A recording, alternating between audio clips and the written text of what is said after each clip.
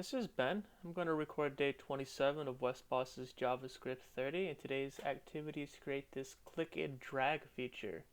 So if I click somewhere on the screen and move to the right or the left, you can see all of these little divs are moving in that direction. It's pretty nifty. What I'm doing is keeping track of where the user clicked down and then checking where the user clicked inside of this div by doing a little bit of math. And then using this thing called scroll left to actually move all of this stuff over and out. Cool, so let's get started. First thing I'm going to do is grab this slider, which is just one big div that contains a whole bunch of children element, those other small divs, and then define some variables. This first one is down is going to be kind of a flag variable, and when I evaluate that variable to true, that's when this walk function is actually going to do some cool stuff. When it's false, we're just going to return and get out of there. These other variables are things that I'm going to define here in setup walk, and then I'll use them down here in walk. The next thing I did was set up the event listeners. All of them are going to be on that slider. Two of them are going to invoke the function remove class. One will be invoked when either the user leaves that slider div or when the user stops clicking the mouse. Remove class will reset the value of isDown to false, and then it's going to remove this class of active. And active just increases the scale of the child divs, making them look like they pop out towards you a little bit. It's a really cool effect, but it's not necessarily a part of the function of today's activity. So let's get started with setup walk, and the first thing I want to do is define isDown to true. So I'll take isDown and we'll say true. Then I'm going to add that class of active to slider. So we'll take slider, access the class list, and then add. And we'll add to that active. So now that scale will pop out a little bit for you. And now I want to locate where the user clicked. So I'm going to take that start x variable that we have above and set it to e.pagex. And we're going to subtract slider.offsetLeft.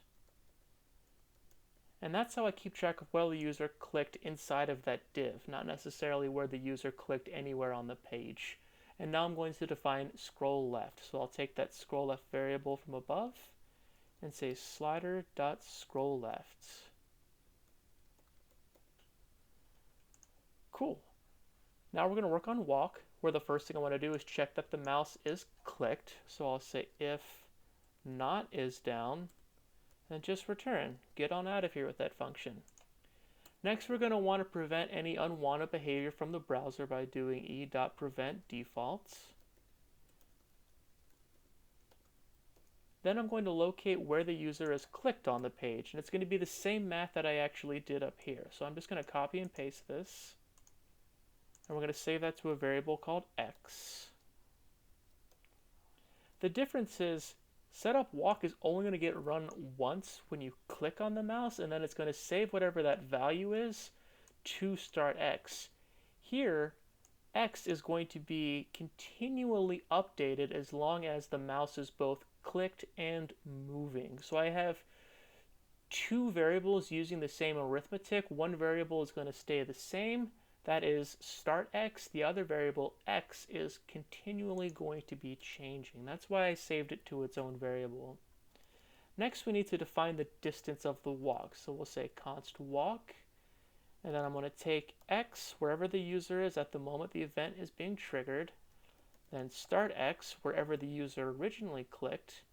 And this next part I'm going to add, it's just a multiplier which will speed up the slide. If you skip the multiplier, if you make it smaller, if you make it larger, that will just either increase or decrease how quickly you slide across the screen. And then now I actually need to define scroll left so we can slide. So we'll say slider.scrollLeft, and then we're going to say whatever scroll left was, because we saved it to this variable up here, and then we'll subtract the distance that we want to walk. We'll say the walk. So barring any mistakes, this should be up and running. So let's go here, refresh. Let's grab onto number 5 and start moving back and forth. I think this is a really cool feature. I can think of a project that I want to add this to. Anyway, I hope you enjoyed it. I'll see you tomorrow.